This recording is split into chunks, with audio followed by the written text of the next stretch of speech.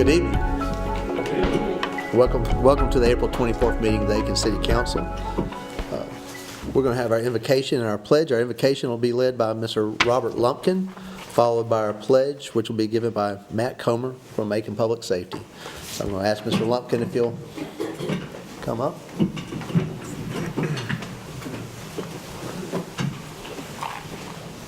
Good evening, Mr. Lumpkin. Good evening. We'll call to prayer.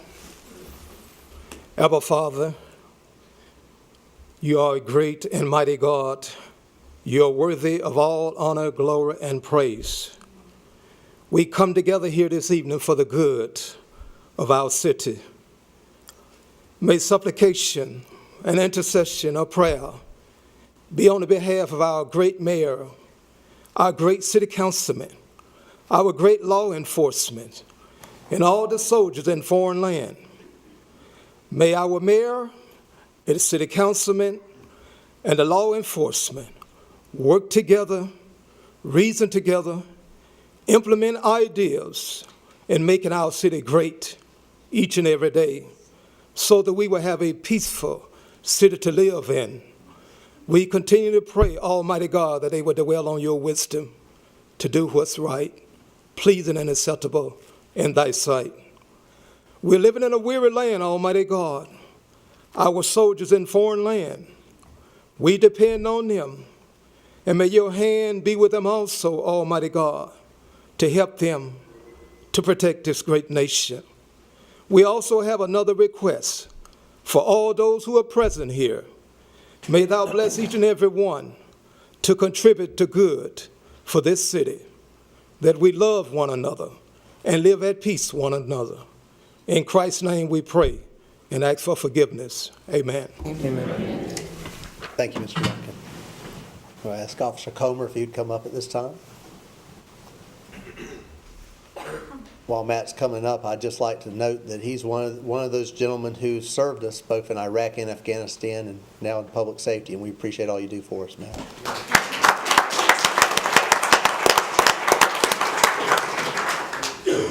Pledge allegiance to the flag of the United States of America and to the republic for which it stands, one nation, under God, indivisible, with liberty and justice for all.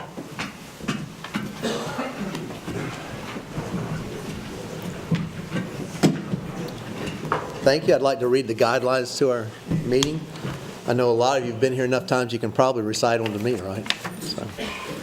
Meetings are public forums in which many opinions are expressed and the business of the city must be conducted. As such, disciplined, honorable, and professional decorum is paramount. Courteous and respectful communication is expected. During public hearings, all questions and statements from the public shall be directed to the chair. And if you wish to speak, raise your hands and I will recognize you. Please approach the podium and state your name and address. In order to allow an opportunity for everyone who wishes to address council, speakers should limit their comments to the subject being discussed. Each speaker tonight will be given 5 minutes to address an issue and may only address an issue once unless questions from council are posed to the speaker. And we appreciate everyone going along with our guidelines and following those. With that, I'd like to recognize our Mayor Pro Tem, Mr. Reggie Ebner, for additions or deletions to the agenda. Mr. Mayor, are there any changes to the agenda from city council members? Yes, sir, Mr. Mayor Pro Tem. I'd like to request that we move an item 5, after item 3, the rezoning of 740 Teague Street. That's under old business, That's under item 5 under old business. Yes. Up under number 1. Yes. Okay. Is that a motion or move? Yeah. She's moving it, and I'll see if anybody else has any other changes. Hearing no other changes, that's a motion to change it. Mr. Mayor, we have one item to change on the agenda, and that's move item number 5 up under item number 1. So moved. Under 1 or number 3? I just want to clarify. What was the request, Ms. Price? 1. Under 1. Okay. So moved, Mr. Mayor. And I'll second. All right, we have a motion and a second. All those in favor? Thank you. So I just want to clarify that change so everyone understands. We're moving number 5 under old business to what would be 1B Correct. under old business.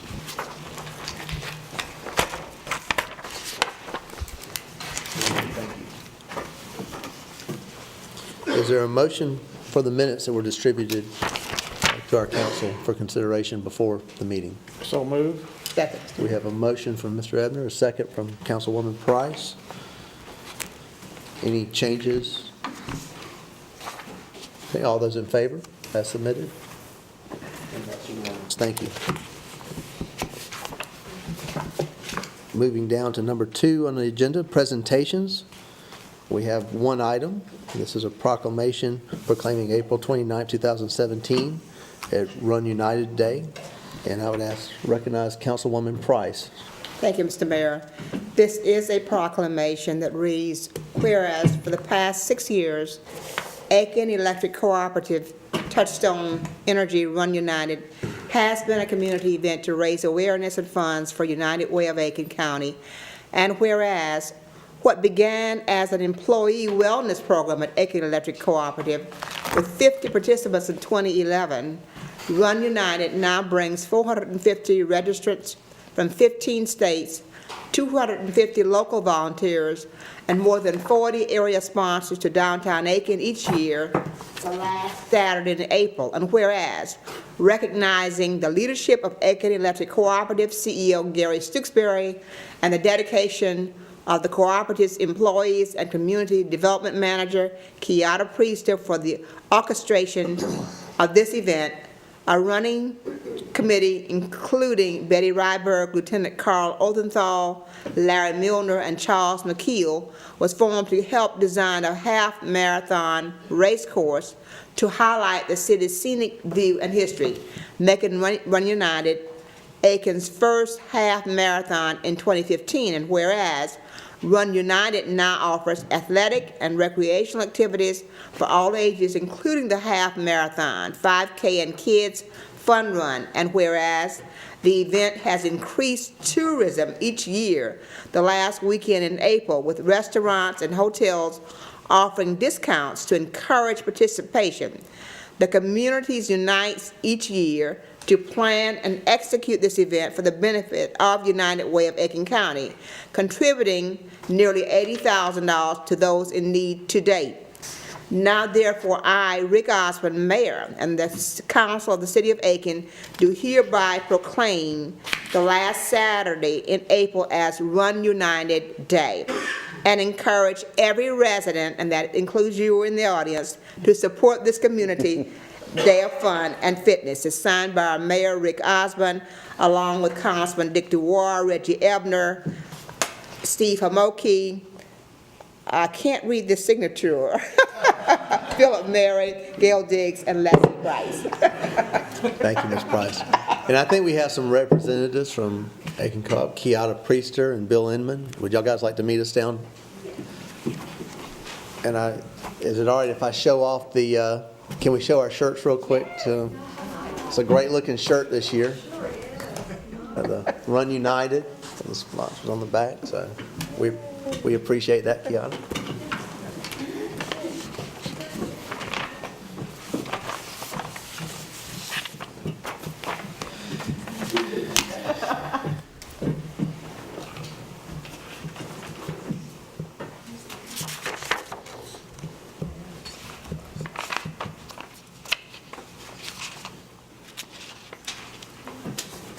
Thank you. Congratulations.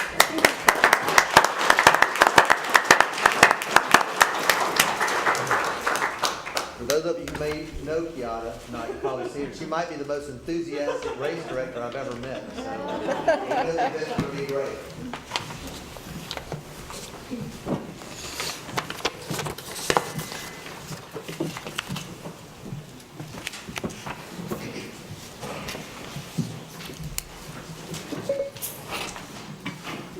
All right, moving down the agenda to old business number 1. This is discussion of appointments to various city boards, commissions, and committees.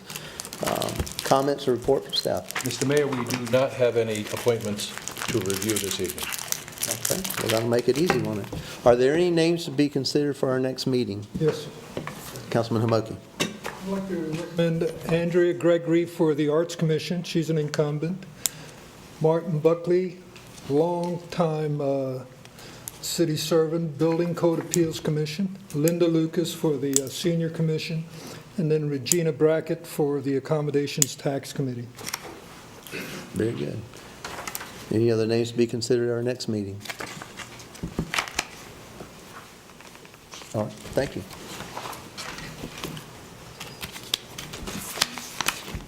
We are now going to consider 1B, which is number 5 on your agenda.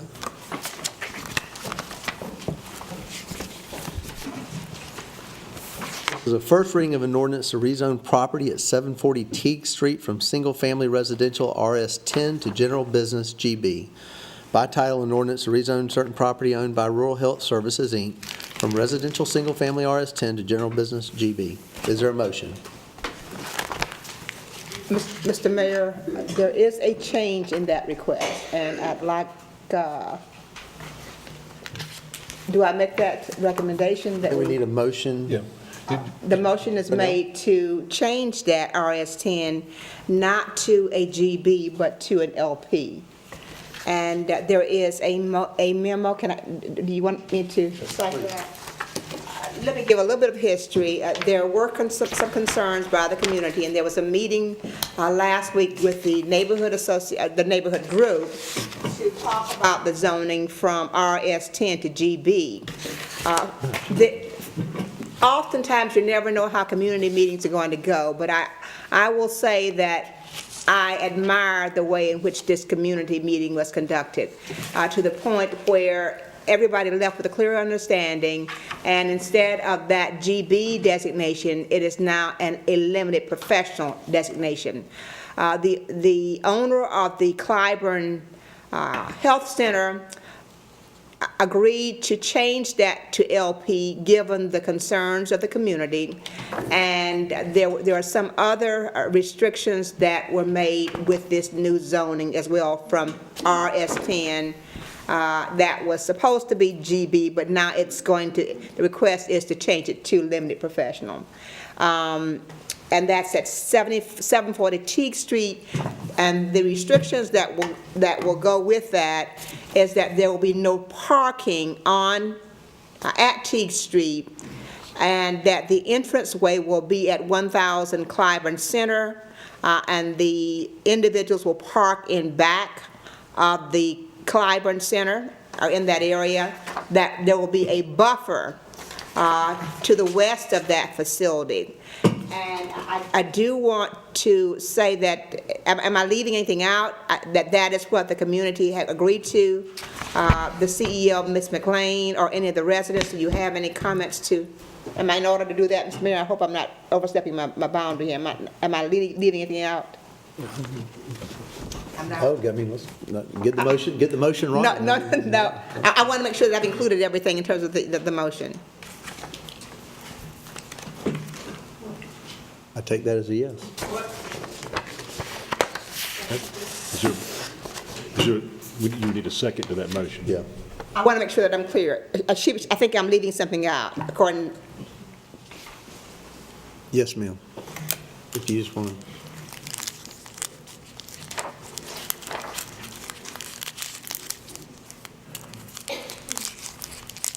Good evening. I'm Rosie Cooper, and I've lived in the Brucewood area over 60 years.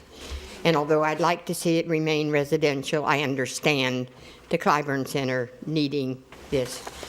My question is, have they ever presented a plan as to exactly how they intend to do this? No. Ms. Cooper? The question is whether I'm leaving anything out of this request. I'm sorry, no. We're not there yet in terms of taking the questions. Oh, okay, thank you. So, Ms. Cooper, as soon as we're ready for it, I'll call you up for comments. All right, sir.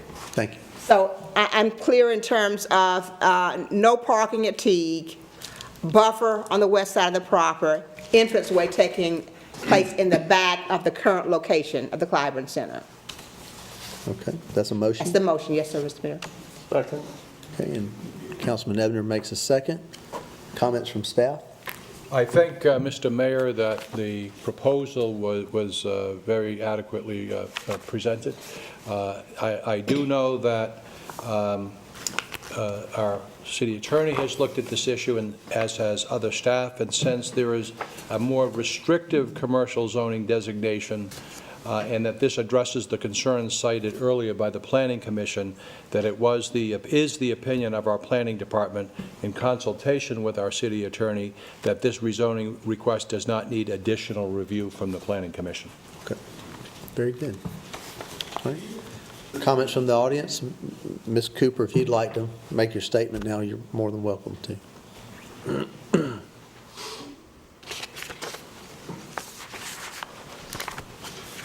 Thank you. Sorry, I misunderstood. No, you're fine. You're fine. Again, I would like to know, have they presented a plan as to how they intend to do this? Okay, that'd be a plan. I guess That would be to, Ryan, our planning director, Ryan Bland. that may have to go to Ms. McLean, who is the executive director. You mean a plan of how she plans to do the parking and other things? Yes, ma'am. That would go to Ms. McLean, I believe, Mr. Mayor. And she's in the Ms. the McLean, CEO. would you care to answer that question, Ms. Cooper? If you would, please. Ms. Cooper, you're going to have to share the mic with her for a second. Good evening, Ms. McLean. It is our plan to leave the building in a image of a house and just do internal renovations and then convert it into offices inside. We will put perhaps red tips to the west of the property to have a separation from the residence that's to the right of us there. And we will use the rear end of the property as the entrance for employees and exit, and they will park in the established parking already there for the Clyburn Center employees. But we would just do an internal renovations and not be doing any external renovations to the house, per se. Okay, but the property, you put up red tips or, Yes, some to the west, yes. to As a separate buffer. that. As a buffer. okay. All right, thank you. All right. Thank you. Thank you. Thank you.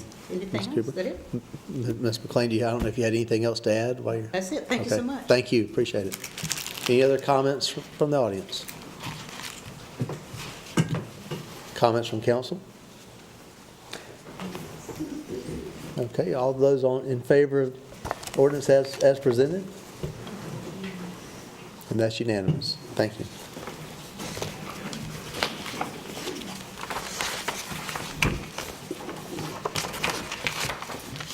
Going back to old business, now number 2. This is second reading and public hearing of an ordinance to amend the city code regarding special real property tax assessments for rehabilitated historic properties by title, an ordinance amending the Aiken City Code regarding special real property tax assessments for rehabilitated historic properties. Okay. Is there a motion? So So moved, moved. Mr. Mayor. Second, Mr. Mayor. Okay. Councilman Ebner made the motion. Councilwoman Price, the second. Comments from staff? Mr. Mayor, a provision of South Carolina state law that offers special tax assessment incentives to property owners who improve historic properties has been used to great effect throughout this region and state. A recent staff review of the state code as amended in 2011 shows that provisions of the state law, also known as the Bailey Bill, provides greater discretion to municipalities than presently allowed in Section 31-8 of the Aiken City Code. The proposed amendment would grant City Council power to designate any structure historic, regardless of location or district, so long as the property is older than 50 years and determined to contribute to the historic character of the surrounding area. The amendment also lowers the investment threshold whereby an applicant can maintain current tax assessment for a period of 10 years following any renovation from 100% for commercial building and 75% for residential to 20% in both cases. Property owners seeking that special assessment will apply to the Planning Department, and the Design Review Board will review historic preservation plans and work as it proceeds with the review board will certify its proper completion. The City Council approved this ordinance on first reading at the April 10th, 2017 meeting. For City Council consideration is second reading and public hearing of an ordinance to amend the City Code regarding special real property tax assessments for rehabilitated historic properties. We have several staff here this evening that have worked on this. Communications Manager Tim O'Brien, our City Attorney Gary Smith, to answer any questions that you have. As the description mentioned, this generically is known as the Bailey Bill, but we have tailored it and shaped it to meet the needs of the City of Aiken. So it is our hope that this bill, becoming law, will hereafter be known as the Hazlett Bill, out of respect for two residents that have spent a great deal of money and time not only improving our downtown, but convincing us to move forward so that other property owners can do exactly what they have done. Thank you, Mr. Clem. Any comments from the audience on the Hazlett Bill? Comments from council? One question, what was the rationale for the 20%? That could have been anything from, I guess, something less than 100, something less than 75, but was there any rationale to choosing 20? I'll ask Mr. O'Brien to come up and address that. That's certainly up to the wisdom of council. The state law allows 20% to be the minimum investment. Okay, thank you. All right. Thank you, Mr. O'Brien. And Tim, I'd also like to say thank you. I know you put a lot of work and, of course, coordinated with Gary on this, but appreciate your efforts on it. And the Hazletts. One other point, how are we going to publicize this to the people that are eligible? Is there an effort to do that? Yes, there is. We will work closely with the ADDA and property owners downtown, as well as numerous social media and other outlets through our communications office. As it applies throughout the city, not just downtown? Right? Yes. This will actually. And there's already been a press release, I think. Yeah, okay, good. And of course, the water bill. Aren't you going to recognize? The water bill, of course. Yeah, we'll make sure we use all those avenues to get the word out, because it does apply. Absolutely. Citywide. Councilman Hamoki makes a great idea. We would like to recognize before we vote on this, Leanne and Det. Would you mind standing up? We'd like to.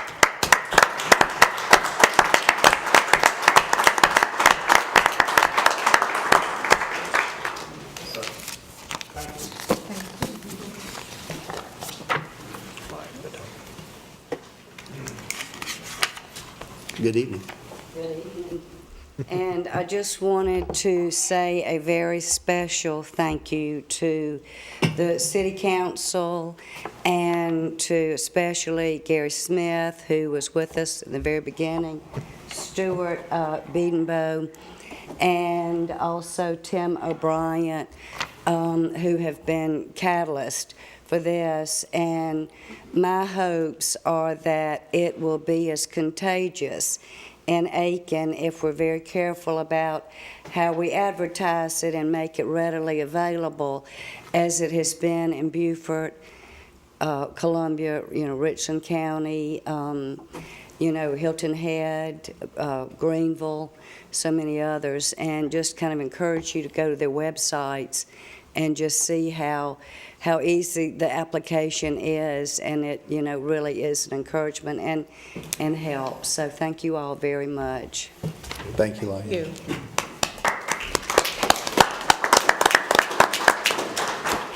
you. All those in favor? And that's unanimous. Thank you.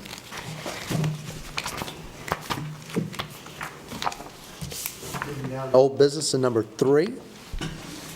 The second reading and public hearing of an ordinance to lease property in Vereen's Industrial Park to Aiken County S1, LLC. An ordinance approving the lease of properties at Vereen's Industrial Park. Is there a motion?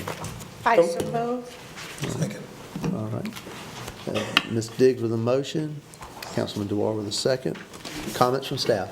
Mr. Mayor, since the late 1940s, the city was deeded land from the federal government, which was included in the old U.S. Army Air Corps airfield. In the early 1970s, a portion of this property was released for use as the Marines Industrial Park, which over the years have been occupied by a number of industries and warehouses. A 146-acre parcel is still owned by the city on the northern side of the industrial park. This property is unimproved primarily due to its steep topography, and a portion of the parcel is considered wetlands. Late last year, we were approached about the possibility of leasing or purchasing up to 35 acres of the northern portion of the parcel to install solar panels. After review and discussion,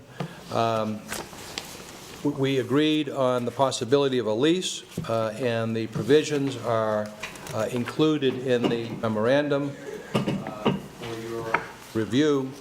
The full 35-acre lease will result initially in $17,000 per year, which will be deposited in the Aiken Regional Airport's revenues per conditions of the property being released from the FAA when the industrial park was created. City Council approved this ordinance on first reading at the April 10, 2017 meeting. For council consideration, a second reading and public hearing of an ordinance for a lease of city property at the Marines Industrial Park. Thank you, Mr. Quinn. Any comments from the audience? Good evening. Mr. Mayor, council members, my name is Mike Berry. I'm the Director of Land for Soul America Energy, which is the owner of Aiken County S1. I wanted to come again today. Councilwoman Price had a question about job creation related to the project, and I got some more information, so I specifically wanted to come and give a little more information about that. On a project the size of that we're building, we could employ on a temporary basis as many as 15 to 20 civil construction contractors. Currently on the MTU project we're building just down I-20 from this location, we've employed 2 to 3 local contractors on that site. That's a little bit smaller site. It's a 1 megawatt site. So on this site we can go up to about 6 megawatts. So we anticipate we'd probably have a little bit more labor on the property. And I did want to kind of clarify, those are temporary jobs while we're constructing. But I did also want to mention, related to the job creation portion of this project, that the additional tax revenue on the facility should go a long way to help. It may not be directly creating jobs on the project, but maybe down the line that revenue could be used towards some job or job training. And then lastly, we feel that as kind of an add-on to the industrial park, it may help attract new business or help retain businesses that want to have an option to save money by either net metering or leasing a system and utilizing that property. So did want to kind of bring that up, and I think it's definitely, we like to see green jobs, and we really think that South Carolina has some really progressive legislation right now that promote this kind of activity, and especially in SCNG. You're reading about the news with the nuclear plant right now, and a lot of questions about, are rates going to rise? This is one way for industrial customers to maybe lock in a lower rate and hopefully keep business inside the SCNG service area. So. How many months? You said temporary jobs, as long as 6 months or less? Actually, for say a 1 megawatt project like the MTU, it's not even really that long. It might be 2 to 3 weeks. So it is a short-term construction cycle. If we were to develop the full 6 megawatts, I mean, just spitballing, 2 to 3 months of construction. Mm-hmm. It all kind of depends on the specific location. The larger you go, generally the longer. How are you advertising for those jobs?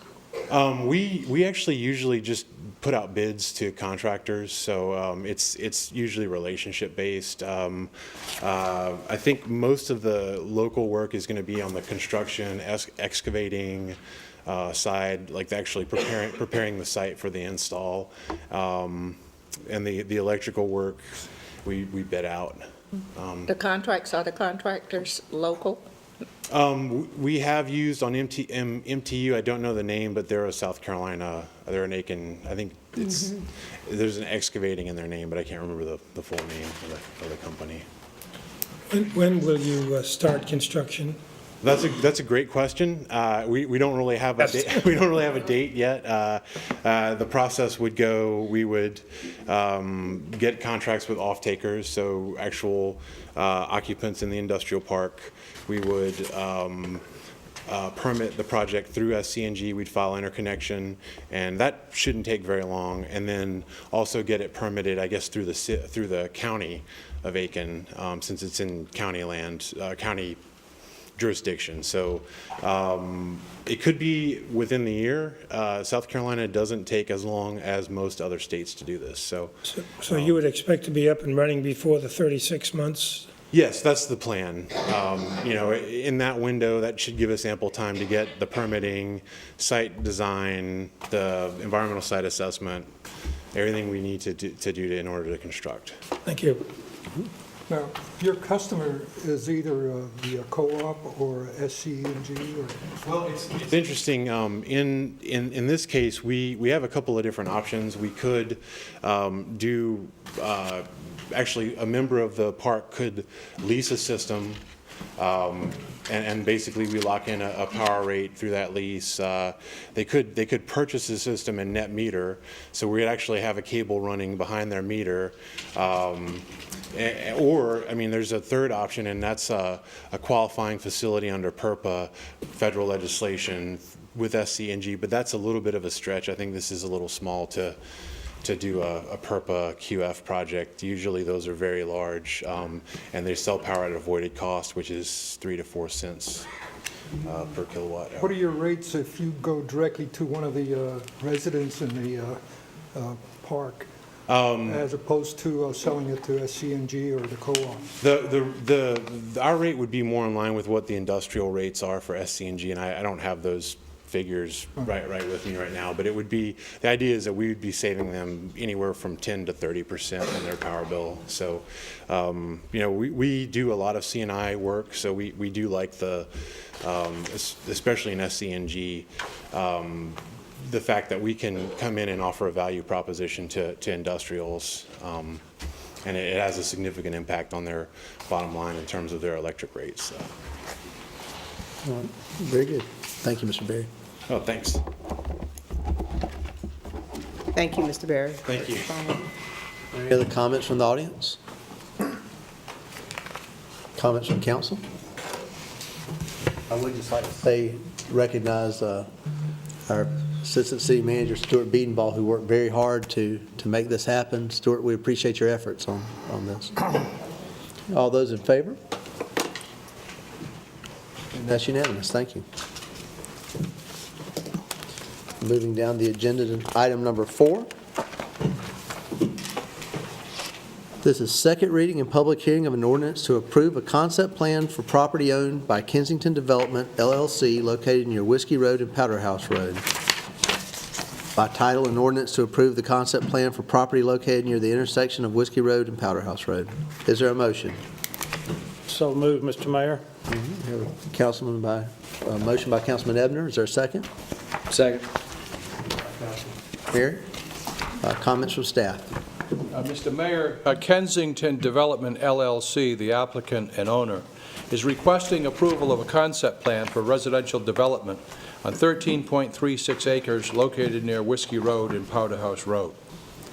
The property was zoned planned commercial in August of 2003. The proposed residential development will be townhomes, and the development would be a continuation of previous residential phases. The remaining 6.18 acres fronting on Whiskey Road would be reserved for future commercial use. Concept plan must be reviewed by the Planning Commission and approved by the City Council for any development in the planned commercial zone. This property is surrounded by unincorporated land on the north, south, and west. To the east is incorporated land which is zoned planned commercial and is occupied by previous phases of the Kensington development. The developer has submitted a traffic study for the proposed development, and it has been reviewed by our on-call traffic engineer. Access to the new residential development will be by an extension of Vanderbilt Drive, which currently serves the existing Kensington subdivision. The developer is asking that the driveways be allowed to be 24 feet wide to accommodate the off-street parking, which would be a waiver from the driveway width requirement. They are also asking for a waiver for the requirement regarding garages. In the proposed development, all garages would face the street. The Planning Commission, at their February 14, 2017 meeting, reviewed the proposed concept plan for Kensington Phase 4 and recommended by a vote of 6-1 that the concept plan be approved with the conditions listed in the memorandum in our agenda package. City Council approved this ordinance on first reading at the April 10, 2017 meeting. For City Council consideration, a second reading and public hearing of an ordinance to approve a concept plan for Phase 4 of the Kensington subdivision with the conditions recommended by the Planning Commission. Thank you, Mr. Clem. We're going to open up public comment at this time. I'm going to ask, would the applicant like to speak this time?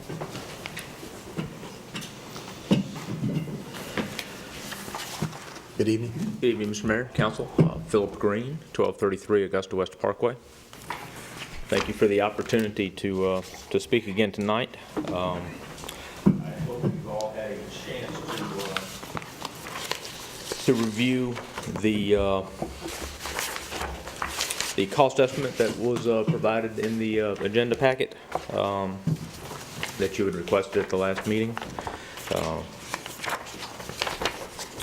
I believe it's an accurate cost estimate in my professional opinion based on my 20 years experience of site engineering and performing cost estimates for this type of development.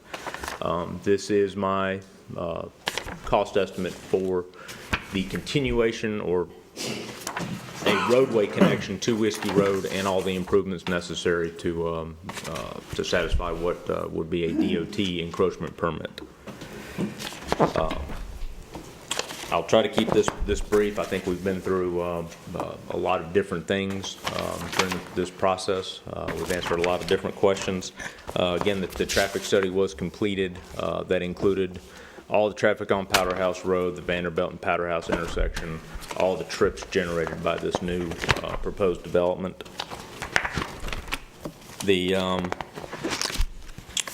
I'd also like to reiterate that the current street width within Kensington is up to the city standard. It's used citywide on subdivisions of all different sizes. Certainly this number of units and trips that are going to be generated does not exceed any traffic numbers that would require any wider of a street. And again, we request the approval of the concept plan as was submitted, subject to the conditions by Planning Commission and Council. All right. Thank you, Mr. Green. Yes, sir. I have a question. If the project is approved, how do you access the construction area where the 60 units are going to be built? Are you going to come in from a rough road from Whiskey into the construction area? Yes, that was enumerated on the proposed concept. Okay. Right now, that road, the emergency access road that leads up to the crash gate at the back of Kensington, would be used for construction traffic. So you'll have none of your people driving on Vanderbilt Road to the work area? No, sir. Okay, thank you. Thank you, Mr. Green. Thank you, Mr. Mayor. I'd like to ask Mr. Rossetti if he'd like to make some comments. Dave, good evening. Good evening. My name is Dave Rossetti, 281 Vanderbilt. You should have received a packet, and you can read along if you like. Keep Kensington safe. These three words by themselves are somewhat vague and incomplete. I would like to quote you what I also think is an incomplete statement. We the people. Even though this statement was incomplete, it is the precursor to the supreme law and foundation of our country. These statements were written by men much greater than I, and Keep Kensington Safe does not even come close to the comparison of the United States Constitution. But Keep Kensington Safe is something very close to my heart. The First Amendment prohibits government from obstructing the exercise of certain individual freedoms such as freedom of speech and assembly and right to petition. The Constitution gave both men and women of all colors, race, and religion these freedoms. Brave men and women of our country have fought and died to protect these freedoms that we cherish and sometimes take for granted. Our laws are intended to protect these freedoms. Although our Aiken City government has not taken this bill of right away from me, but on 2 separate occasions, associations and individuals have unsuccessfully tried to do so. Please review the attached letter and incident report I have given you. Once it was tried in a legal manner with a threatening cease and desist letter from our Homeowners Association, HOA lawyer. And the second by individuals in a manner that I will let you decide with the removal and destruction of 2 signs that said, "Keep Kensington Safe." I placed these signs with permission of homeowners in College Acres. To make matters worse, they threatened the neighbors with my cease and desist letter. And after removal of the signs, those involved decided to lay the 2 signs cut into pieces in their front yard for display. I was saddened and hurt by those in our community that did this. I feel if City Council votes for this proposal, you are condoning these kinds of actions. After the Planning Commission meeting on March 28th, and more than an hour after the meeting was adjourned, representatives of the developer and 2 members of our HOA board were still in City Hall meeting room exchanging ideas.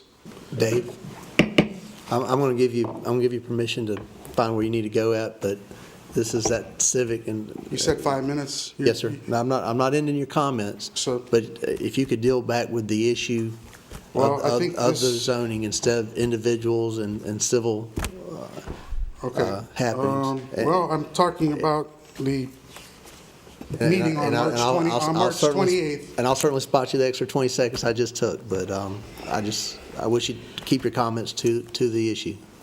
Representatives from the developer and 2 members of our HOA board were still in the City Hall meeting room exchanging ideas. I just wish our HOA board was willing to share and receive these ideas from our Kensington community as a whole. I guess it is their right to do so and not to do so, but it is also my right to ask for full disclosure of all information available, but which we were not. Kensington, at our HOA meeting this past January, our HOA board failed to disclose important information that Vanderbilt Drive was going to be used as the main access road for a new development. From the minutes of our HOA meeting, the HOA president states the developer plans on submitting a proposal to City Council but fails to mention anything regarding the proposal going through our neighborhood. It is my belief that with the close connection between our HOA and the developer, this information was known. You cannot change rules in the middle of the game. It is my belief that this is what the city and the developer has done. On April 4th, the city informed our HOA president that the latest approval from the 2005 of property under discussion was null and void. This 2005 approval was held over the head of our residents since its inception, only to find out it was expired in 2010. This miscommunication by the city may have prompted our HOA to discuss future options the way they did, swayed their decision-making process. It was probably decided by our HOA that the new proposal was the lesser of 2 bad choices, although the second bad choice didn't exist. And the developer now has changed the agenda from the original form with 2 separate HOAs and now is being proposed as a single one, which we do not want. My intentions were not to divide, but to inform our neighborhood city council about issues with the agenda that is before us. I've arranged for emergency meetings with our community, have petitions signed, put together alternate concept plan, more realistic traffic studies, showed safety concerns at the proposed entrance point and additional traffic on our road, delivered newspapers, and given other information and photos of our concerns. Developers' contention is that the alternate plan is economically infeasible, although up until today has shown no proof of that. Today's agenda has a cost breakdown of $368,000 for the alternate Whiskey Road concept. It is my belief that most of these costs will be incurred no matter which plan is used, and the total cost expenditures will be far below this estimated figure. Thank you, Ms. Rossetti. That's 5:40. Would you just allow me one more minute? I'm almost done. Okay. Please review our cost breakdown sheet with our attached quote. It is my belief that if any enhancements will benefit the development on the front commercial property. Kensington is a small community with a safe, quiet enjoyment that we all come to appreciate and have taken for granted. Just like our constitutional rights that we often forget about, it isn't until somebody tries to take those rights away that you fight back. I've been an engineer for 32 years, and I've had to scrap many plans halfway through the design. There is no shame in having to go back to the drawing board. If the developer uses the alternate plan concept laid out, I will be the first one to sign a petition in favor of it. Ask for the Kensington community support as well. There are safety flaws for Kensington as well as the city in this design, and now it is time to scrap this plan and go back to the drawing board. It has been my honor to help represent the Kensington community over the last 2 months. I've been blessed with meeting so many good people. I thank the Kensington community, Aiken City Council, and let's keep Kensington safe. God bless you all, and God bless Kensington. Thank you. Ms. Rossetti. There,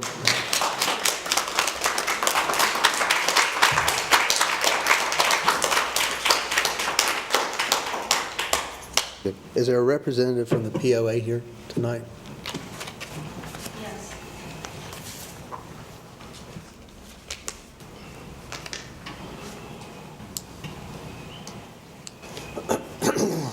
Good evening. Valerie Locascio, 668 Kensington Court. I'm the Secretary of the Homeowners Association. Michael Locascio is away on business, so he is not able to attend, but he did give me a statement to read. The KPOA Board is in favor of the Kensington 4 residential project. Our feeling is that the residential concept plan has been proposed by the Kensington LLC Group, will complement the existing Kensington community, and once completed will do nothing but help increase resale value of our properties. The board is opposed to any proposal that would include construction of a commercial big box or shopping center project, which we feel would cause irreparable harm to the lifestyle now enjoyed by our homeowners. The board is also opposed to any project, residential or commercial, that includes plans for Vanderbilt Drive or Surrey Park Drive to run through to Whiskey Road. It is our hope that the board's endorsement of the Kensington 4 project will help persuade the City Council to vote to approve the proposed residential concept plan. Questions? Thank you. Thank you very much. Okay, is there anyone who has not had an opportunity to speak at any of our previous public hearings? Would you like to? Yes, ma'am. Good evening. Good evening. Farina Khan, 295 Kensington. I would just like to make a general statement. I'd like the council to take in consideration the representation of the homeowners of Kensington, what they are saying that they represent for us, because they don't represent the majority, as you can see. I'm just going to make some statements. Board owners should act in the best interests of the association as whole. They should govern, they comply with governing documents and laws. They should set high standards for themselves, work within the association's framework and refrain from unilateral action, behave professionally at meetings, maintain confidentiality when appropriate, disclose conflicts of interest, defaming anyone in the community, threaten association members and residents. Those are our bylaws, and our board has broken every one of them. Well, do you have anything to add about as far as what we're looking at it with the new development? I mean, that No, that really has. I was, but I started with was that Okay. I would like this council to just take in consideration that the board does not represent Kensington Right. on a whole. They have broken every bylaw Well, for this community. I mean, I And think, we are I'm here sure saying that's an that, opinion, but. now we're here But saying that. we're not here as judges for your board, No, I know you're not. this property in this and situation, so. I know, and we're not against them building houses back there. We just don't want it down on our street. Understand. That's all this is about. Okay. Thank you. Take one more, and I'd be hard not to take the gentleman waving the cane at me. Good evening.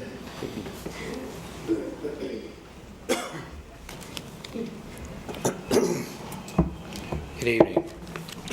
My name is John Strode, and the first thing I'd like to do is thank those that acknowledged my email that I sent about 3 or 4 weeks ago. I've heard several people tonight speak of little or no change with regards to the living conditions within Kensington as a result of this use of Vanderbilt. And I take great homage towards that. The facts are that the entrance way comes straight down the hill. I had a situation when I lived in Woodside that was exactly the same as this. And what happens is that the people that come from far back come down the streets at unusually high speeds. And by unusually high, I don't mean 40, 50, 60, but I'm talking 35 to 40. We are out on the streets. Our people walk the streets. We have no sidewalks. They're relatively narrow, even though they alluded to the fact that they were within limitation. Bottom line is, if they have to even move 2 feet, they're going to take down all of the mailboxes. But my main concern is safety. I walk with a cane, and I take daily walks. And I have 2 other people that are on Vanderbilt themselves. I am not. I happen to be 1 street removed. Those people are out there walking with a cane, like me, but not even this well. One gentleman comes out every night and walks down Vanderbilt and back. We're out there walking our dogs. Many of our residents have grandchildren who come and play in the front yard. If those of you have not been there, you recognize the fact that there's very little room between the home and the street. So my primary concern is for safety and from the loss of the social aspect of being able to come out and spend time with your neighbors on and about the streets and grass and whatever, because it's just not going to be there.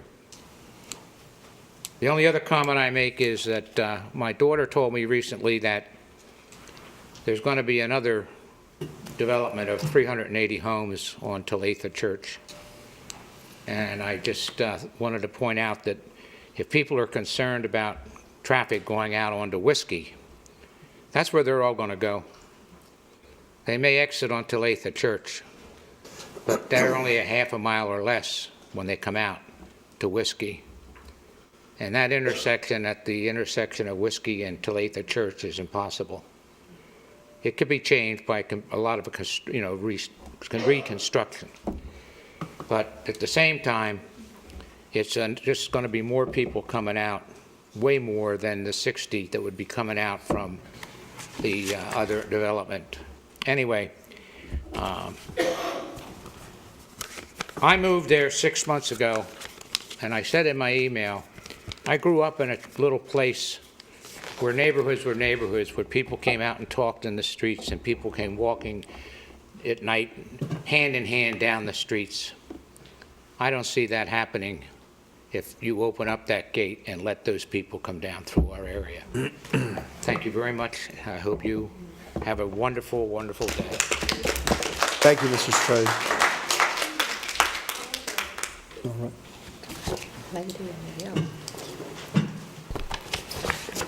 Mr. City Attorney, I call for the question. Okay, the question has been called. Any objection from council? You want to hear anybody else? It's up to the mayor. Question about this estimate. Are y'all not going to talk about it? We had requested an estimate. I mean, I can certainly answer that if you'd like.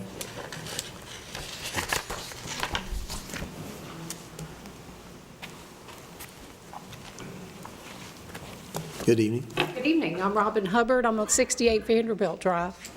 I'm on the corner across from Kensington.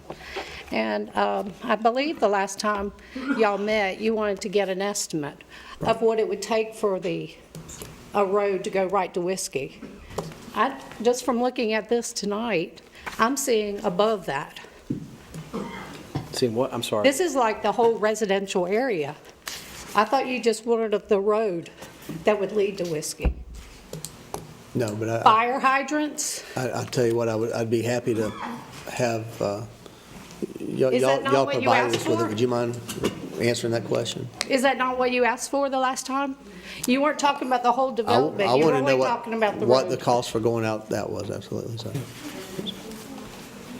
Mr. Green? Thank you, Mr. Mayor. Yes, within this, this cost estimate, if that road were to go out to Whiskey Road, there would be other infrastructure improvements needed to be made to tie the water system into the residential subdivisions.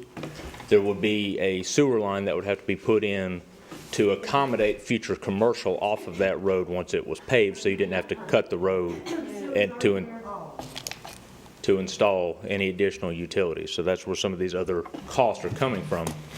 But it is only for the improvements for the road from Whiskey Road into the residential subdivision and the South Carolina DOT improvements that would be necessary on Whiskey Road.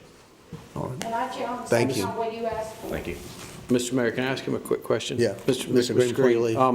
First, a slight acknowledgement. I want to recognize the fact that Mr. Green is the engineer representing the developer. He's not the developer himself, and he's doing an excellent job, I might add, in trying to answer all the questions that we've asked him.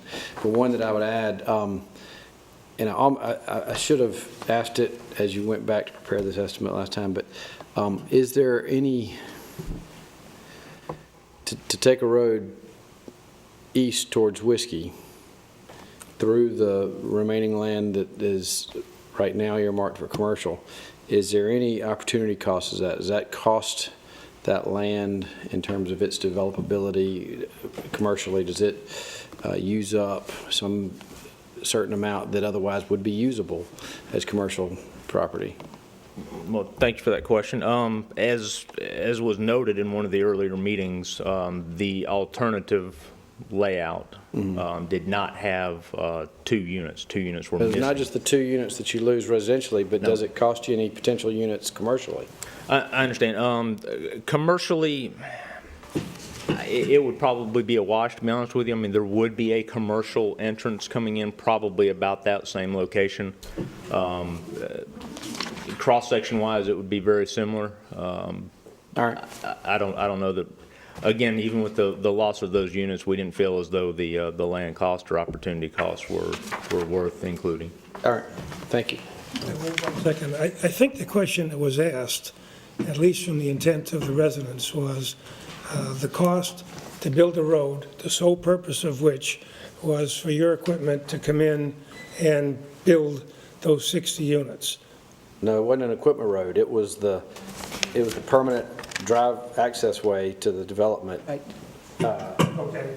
So that it was not connected in any way to the existing Kensington. Okay. Have you got costs here that would only be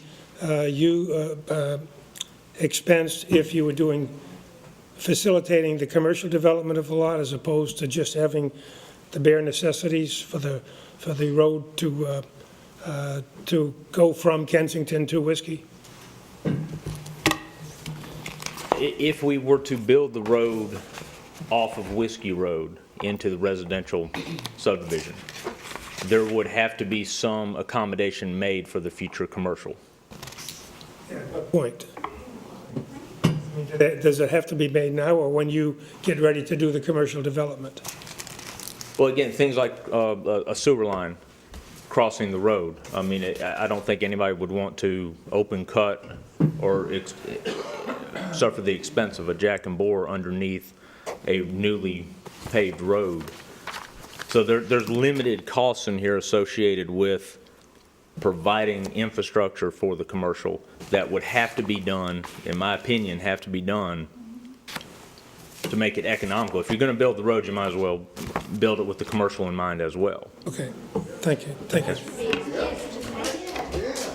Thank you, Mr. Green. Thank you, Mr. Mayor. My understanding is, If you want to step here, you have, my understanding is from the last meeting, and probably the one before, I think at the planning meeting, is they weren't going to build that road to the residents. They were going to use Vanderbilt instead because it would cost too much for the pavement from Whiskey Road just to bring it over to the residential area, not even including the pavement for the residential area.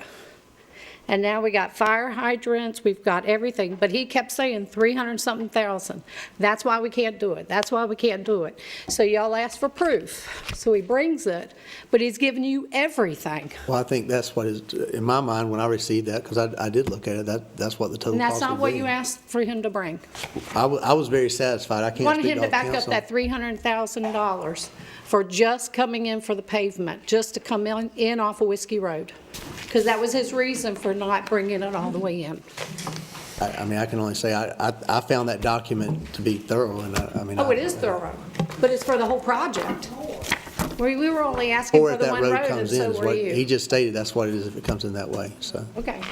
We have paving company too. This is what it is. Okay, and for a competing company from grading B&K Paving to do what was initially asked of you guys, just for that one road coming from Whiskey Road, they quoted a price of $100,000. They But they did, weren't but I spoke with Mr. Day today. Johnny Day gave that estimate. He didn't come out and look at it. He gave a price to you on the phone. And it's not, and that road that he priced is not up to DOT standards, or, I mean, it is. I mean, I talked to him extensively about that today. All right, but But okay. he said it doesn't include the engineering, the surveying. Right. Staking or any permits, so that would be an additional charge. But just for the. It's not apples and deceleration oranges. It is.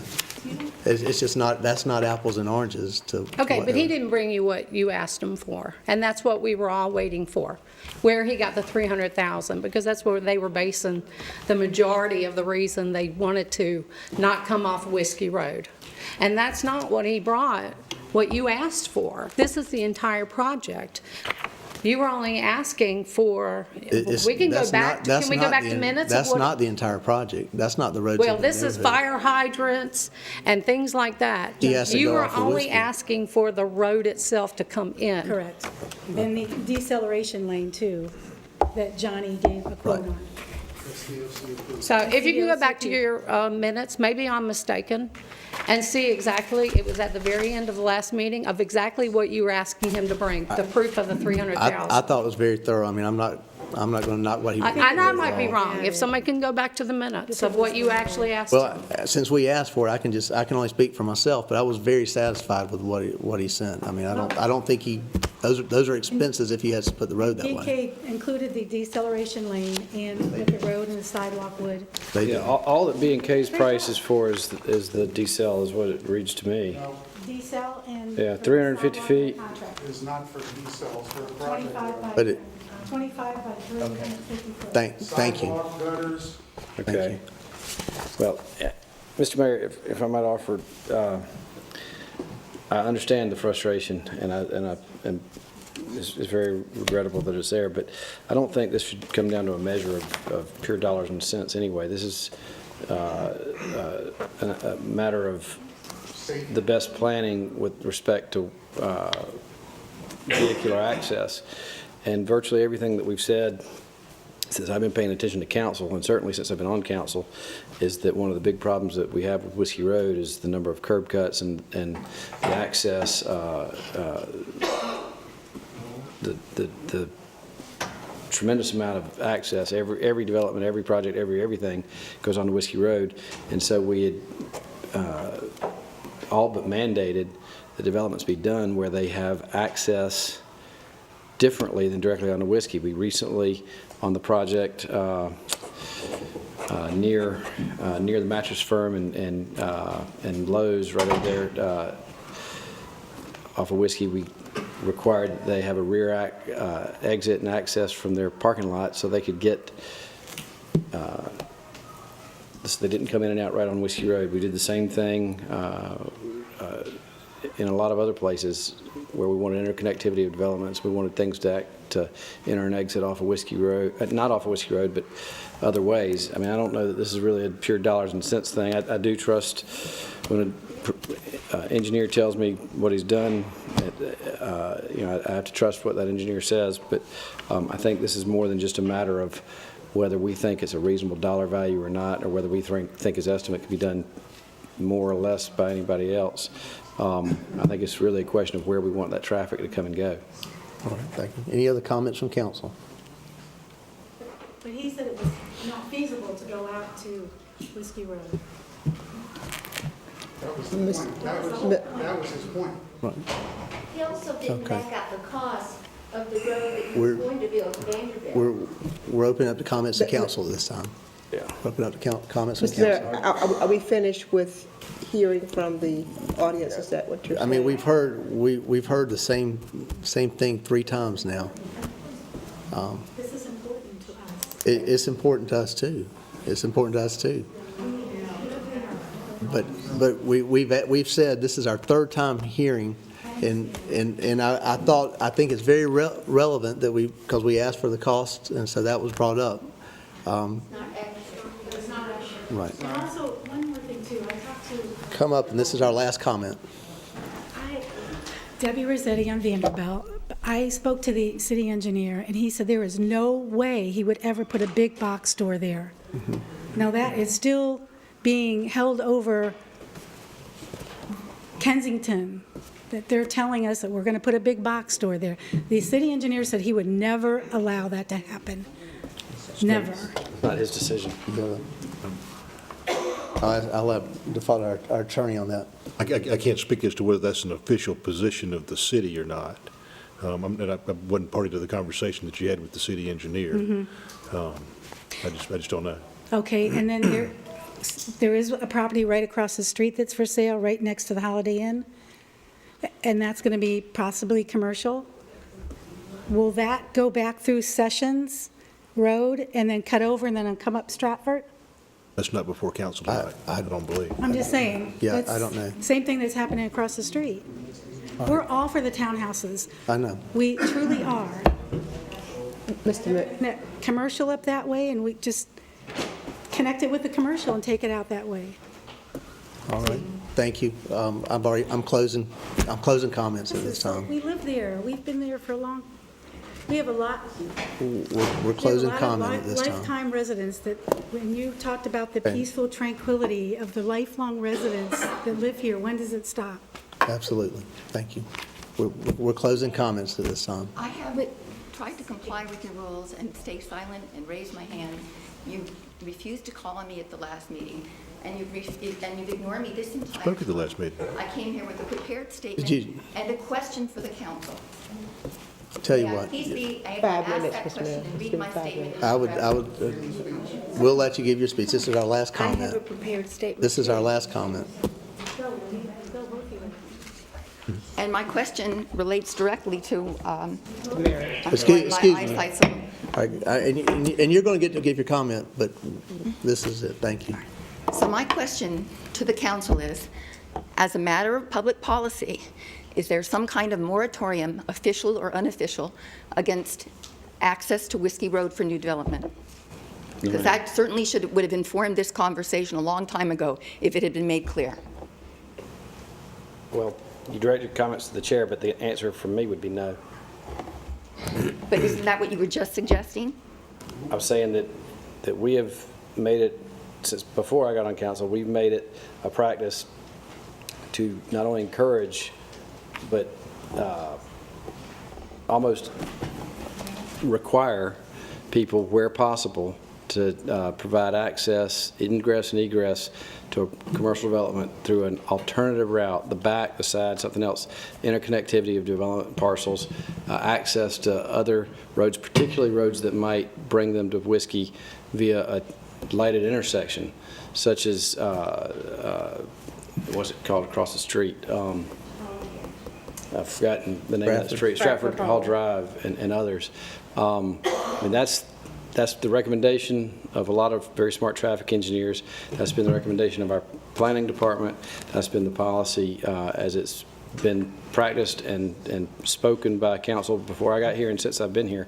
And it's ill-advised in light of the traffic situation on Whiskey Road to just add more curb cuts onto Whiskey Road when it's not particularly necessary.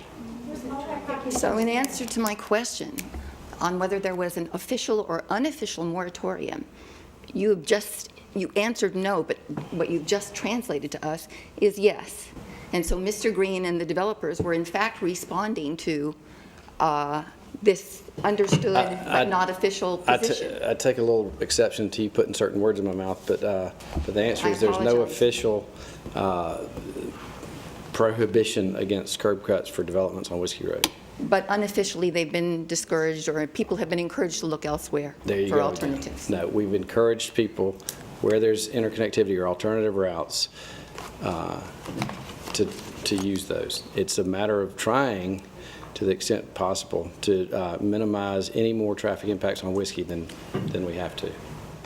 Now, the examples that you mentioned, the mattress firm and the Lowe's, those are in parts of our main strip development that are very much more congested than the section of Whiskey that this plot of land is on. Is there some acknowledgement that that is true? That there's a higher traffic count, is that what you mean? A significantly higher. I would say that's true, absolutely. I agree with that. All right. At this point, may I just kind of move into my statement, and I will keep it under 5 minutes and turn things over. I thank the council for the patience you've shown throughout these challenging proceedings. I know that I and all my fellow Kensington property owners appreciate this forum and value highly the opportunity it has provided to ask questions and articulate concerns regarding the proposed concept of development. It is possible that these council proceedings might have gone a little more smoothly had the developers and our own Kensington POA board members actually chosen to meet with property owners to brief the final development concept and make some good faith effort to inform and build consensus within the community before advancing the proposal directly to the City Planning Commission. But sadly, we were not given the chance to try and work out some clarity and resolve some of these issues at the lowest level possible. In brief, our issue is as simple as this. Contrary to the way our position continues to be mischaracterized in the Aiken Standard, we do not oppose the development of a residential property on the parcel of land in question. In fact, we would welcome any thoughtful, well-planned development of the parcel of land at issue, whether residential or commercial. We applaud our Kensington board members and the developers and city planners who were involved in devising the proposal for a mixed-use concept with the residential development to precede some future plan for the Monday's Corner land parcel. As has been noted previously, this same sort of mixed-use development exists just up Whiskey Road. I'm referring to the Cornerstone development. And I believe that that development should serve as a model for what could and should be done with this new development. What we do not understand and what has yet to been adequately explained is why the only serious proposal ever even considered chooses to slice through the existing self-contained community of Kensington, eroding the safety and security of its mostly elderly residents without so much as a serious exploration of the more obvious, less disruptive alternative. We have shown in previous council meetings, Kensington residents have materially serious safety and security concerns regarding the impact of perhaps twice as many vehicles running in and out of Vanderbilt Drive in a neighborhood that lacks sidewalks and has no space to add them. We highlighted the inadequacy of the approved traffic study, which chose not to consider the other 3 points of traffic comprising the 4-point intersection, now suggested is the only point of entry or exit for a new community with perhaps 120 more cars to add to the traffic flow. Neither developer or council planning committee were willing to explore the DOT gauntlet to seek the installation of a 4-way caution light at this intersection to offer some remediation of our safety concerns. Even after highlighting these issues some nearly 2 months ago, there's been no effort to complete a more thorough traffic study, nor has there been any serious analysis of the most obvious, least impactful alternative, a separate community over the same footprint and parcel of land with direct access and egress on Whiskey Road. Such a pipe stem access would avoid all the devastating impacts to Kensington, and the road, built properly, could be used after proper reimbursement by whatever commercial development is approved in future. Additionally, with the access road done properly on the side of the new development adjacent to the Mondays Corner parcel, Elmwood Park residents need not fear encroachment on their access road clearance as well.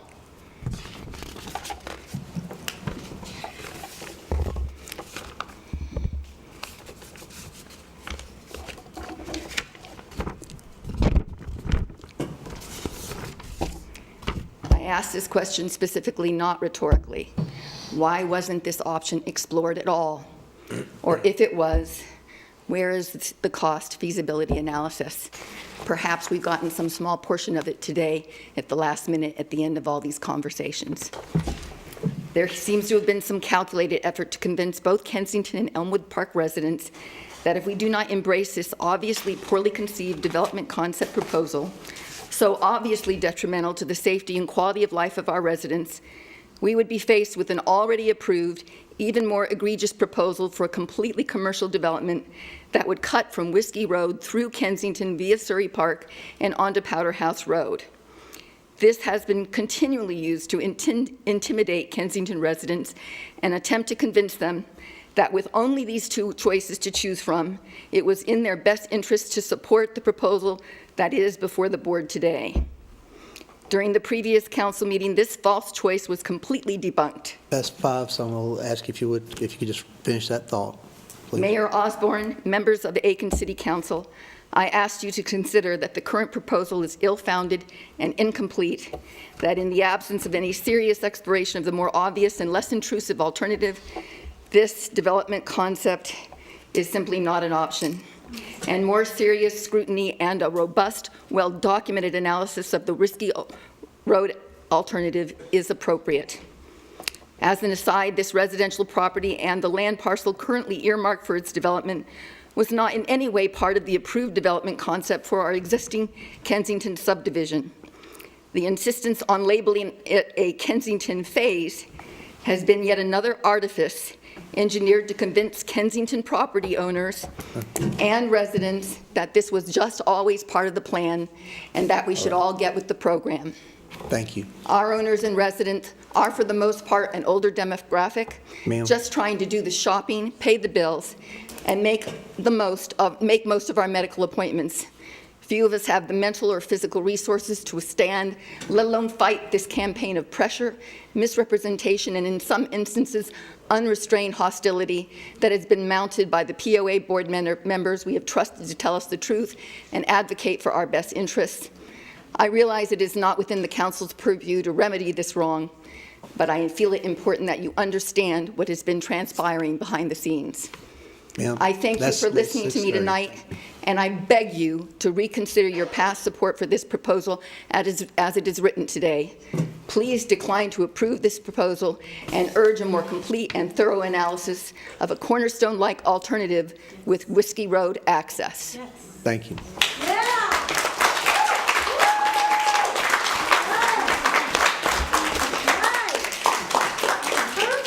Okay, that will conclude our comments from the audience. Thank you for your comments. Any other comments from council? Okay. Mr. Mayor, I have a comment. Councilwoman Price. I've watched the emotions on your faces and some comments as well, and the emails. I've read the emails that many of you have said, and I've done some comparison as to how a lot of this could have been avoided.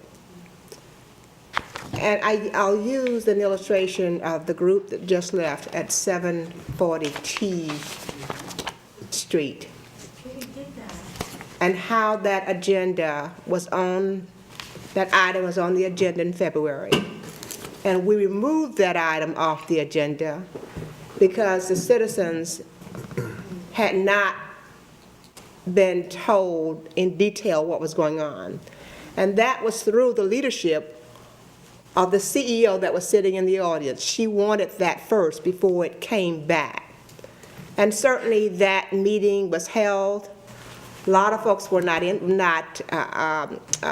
were upset with the zoning of an area from an RS10, a residential area, to a general business. And they came to some consensus together. And that is how government should work with the people. My heart breaks for you in some ways, because when you move into an area, you move for a specific reason. And what I'm gathering from you is you moved there because of peace and tranquility. And now that changes are being made with your peace and tranquility. When we get a certain age, we want a certain lifestyle, and you move there for a certain lifestyle. I support business 100%, but I also support the people in this town as well. And there's give and take with business and the care and the quality of life for folks as well. I did not support, Mr. Mayor, this on the last reading. I will not support this again tonight. All right. Thank you, Ms. Price. Any other comments from council? I have a comment. Okay. Councilwoman Diggs. And I did not support it at the first reading either. And I drive that road a lot, and I just cannot imagine having 60 or more cars coming out of Vanderbilt Drive onto the winding roads of Powder House. It's dangerous right at that point, right as you're coming around that curve. And I told you in the past that I've been tailgated, because I was going the speed limit, which obviously was not fast enough for people behind me. And these are older people that walk in their neighborhood for exercise and enjoyment. And I would just shudder to think that how this is going to be, safety is going to be compromised because of the additional unit and no other outlets from that community. I don't have a problem with adding the 60 units. I just wish there was a road to take them out in another direction.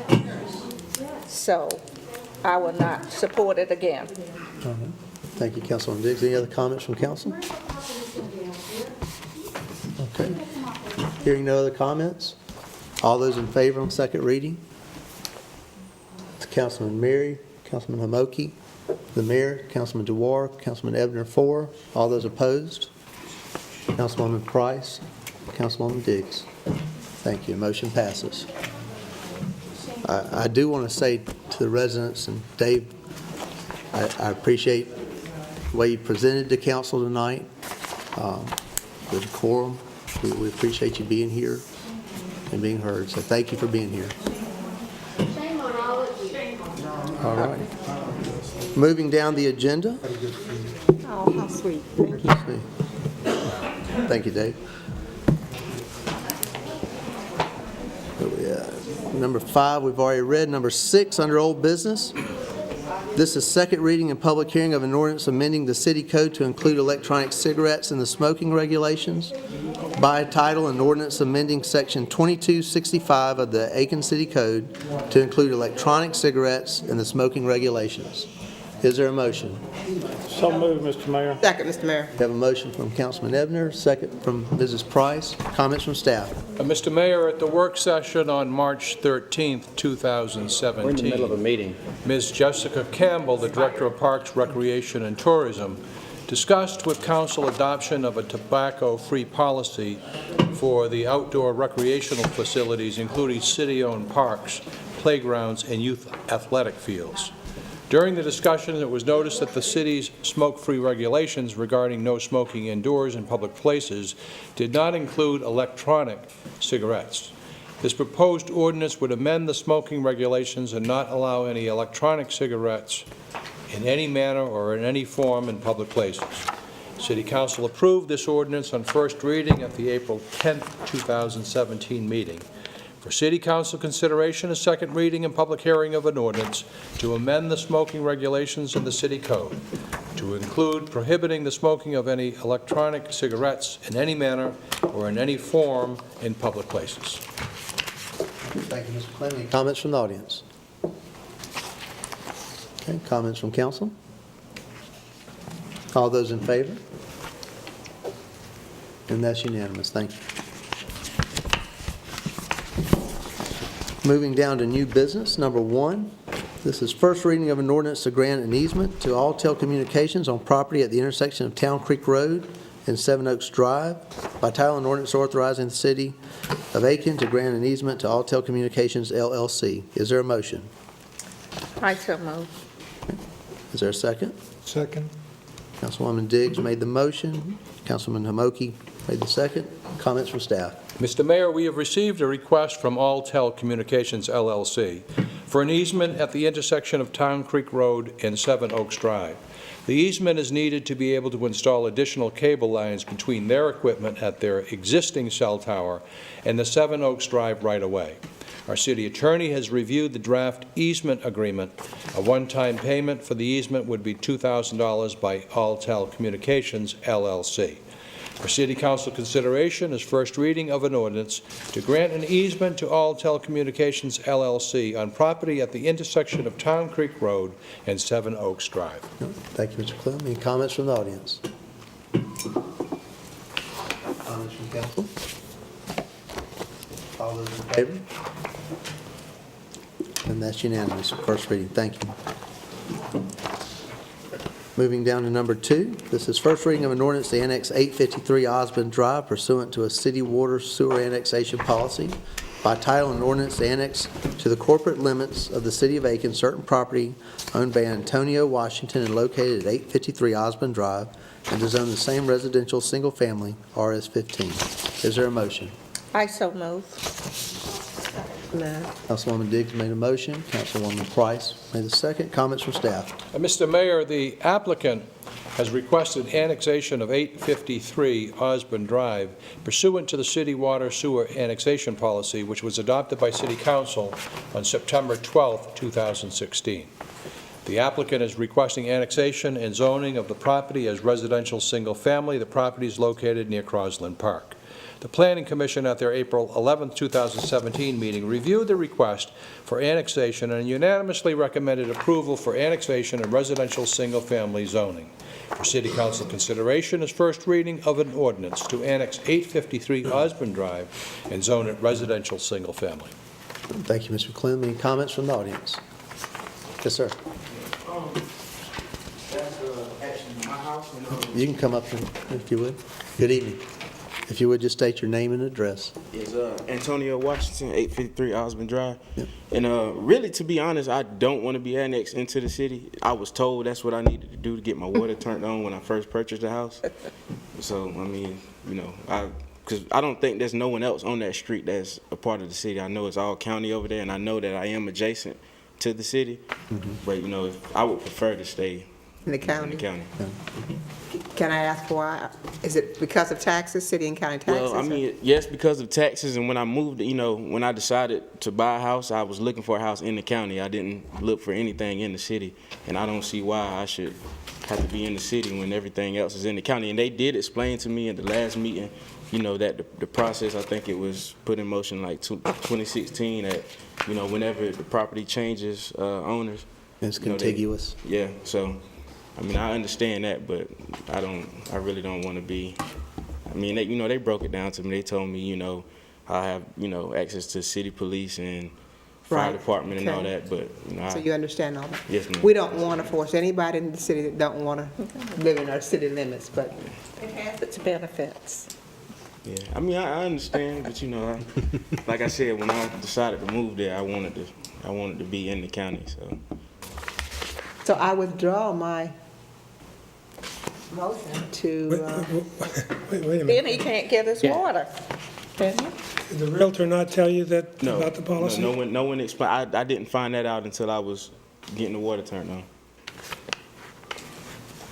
That's what would trigger this is an the- annexation request. He's saying that he doesn't want to enter the Well, city. But our policy is, if you're contiguous, when it transfers over, there's another one, I think just like this. No, it doesn't need to be contiguous. This is the resolution policy that we all voted last May. That's right. And it's the first time it's taken up, and I've been complaining to city manager, who I think will frankly admit, and Stewart, who's heard it more than once. It's amazing to me that it took 11 months for this first case to arise, but this is our effort to close the donut holes.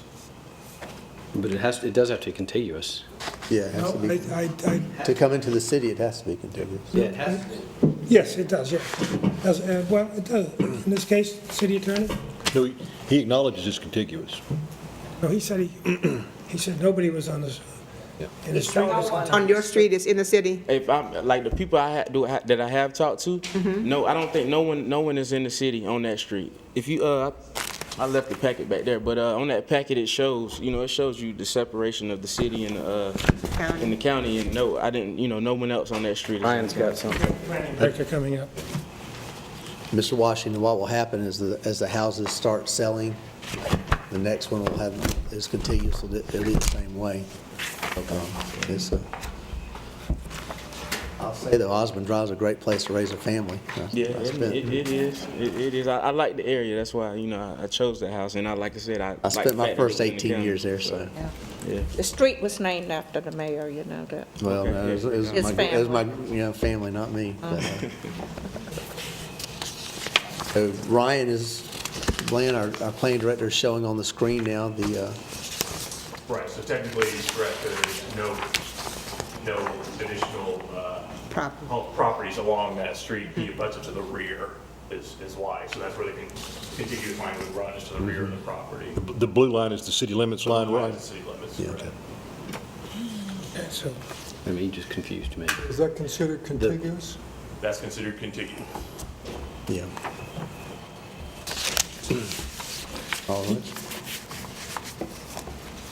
Who was in the house? So you bought the house from someone else that wasn't in the city? Well, yeah, the guy that was there before me, I don't think he was in the city. Like no one ever, I found this out when I tried to get the water turned on. They rejected my request, and that's when I found, all of this out. So I had no, I had no idea about all this was going to happen. So. Are you closer to the May Royal or the Aldridge? I'm closer to Aldridge. Yes, sir. Yeah, he's only about 3 houses removed from Aldrich, I think. 4 houses, maybe. Yes. All right. I mean, the short answer is it's just the policy that's in place by our own ordinance. So there's not a lot of latitude to take on that. I asked the In planning short, director. what's being said is that you may be forced to come into the city. But the reality is that right now you'd be paying double for water if you're not in the city, and double for water and sewer and everything, and you might see that really the cost of based on the assessed value of that house, that your property tax, your city portion of the property tax is probably not much different than that excess water and sewer bill, because you are paying double. So in other words, once you annex, you'll see your water and sewer bills cut in half from what they had been historically before you acquired it. But Mr. Washington, has anybody done an analysis with you to show you what the expenses would be? Like I hadn't even seen my first water bill. Could we get with? Would you be open to that? Yeah, I mean, I'm open before second reading, so you could see that, because I think the prices after you're not paying double water and for your fire service and all, you might be surprised at how close it really is. portion, if it's a $75,000 house, city portion of your property taxes would be $186, which is about $15.50 per month. And if you aren't annexed, paying double water and sewer means that you'd probably be paying an extra $40 a month. So you're trading, instead of paying an extra $40, you're paying an extra $15, so you're to the good by $25 a month. Ryan, do you have a number how to get in touch with? Yes. Would you mind if he does that? Because I'd like for you to know that. Okay. I think the carrot's always the best way to grow our city, so thank you for being here tonight. That's another question for the planning director. Are there other annexations in the middle for this? We currently have 5 on the list of annexations waiting for documentation to come in. One thing we run into is that most people close and need their water turned on immediately, so they file a petition, but it's a petition that's kind of on hold until we can get recorded deeds. So we're waiting on deeds to record on several properties. That is a problem, though. Be able to get their water on then, before then, or? Yes. We do. We get them their water immediately, but it's not atypical of a planning application to follow up as the process goes on. So we go ahead and send them right over and turn them on. But we really need the deeds? Yeah, for the annexation to go through, we do. You've got to verify the ownership of the property and the property description. He's probably going to be to the good between the cost of... And we've talked in the past about a spreadsheet that's been available a long time ago, and I think Stuart has it, where you can number crunch and show. I think it's developed already, isn't it? Stuart, do you have that sheet? We have a spreadsheet, yes. Yeah, I don't know whether that, it's probably not, we don't need to put it online, but we Mr. Washington, certainly I'm going to ask Ryan to get in touch with you. need to make it available. Okay. Yeah. Well, congratulations on buying your first home. Yeah, absolutely. This is only the first reading. One more time. All righty. Any other comments from the audience? Comments from council? Again, it emphasizes the importance of annexation, and I wish we'd establish a communication system to advertise the good reasons for moving into the city. Mr. Mayor, I believe Ms. Price withdrew her motion. No, it stands, no one, It's, right. yeah, and it's just first reading. All right, all those in favor on first reading? Thank you. And Ryan, I'd appreciate it getting with Mr. Washington. Thank you for that. I do. Moving down to new business number 3, this is the first reading of an ordinance authorizing the city of Aiken to waive its right of first refusal for the property owned by SC Metals LLC located in Ventures Industrial Park. By title, an ordinance authorizing the city of Aiken to waive its right of first refusal on the property owned by South Carolina Metal Products LLC and located in Ventures Industrial Park. Is there a motion? So moved, Mr. Mayor. Councilman Ebner, is there a second? Councilman Mary, thank you. Comments from staff? Mr. Mayor, the City of Aiken sold Lot 16 in Ventures Industrial Park to SC Metals LLC in 2005 for a manufacturing facility. SC Metals LLC would like to sell their rights to BTD South Carolina LLC to continue its use as a manufacturing facility. The city has the right of first refusal for this property and would need to approve the sale of the property. Ventures Industrial Park was primarily designed for possible airport-related operations near the runways and industrial clients elsewhere.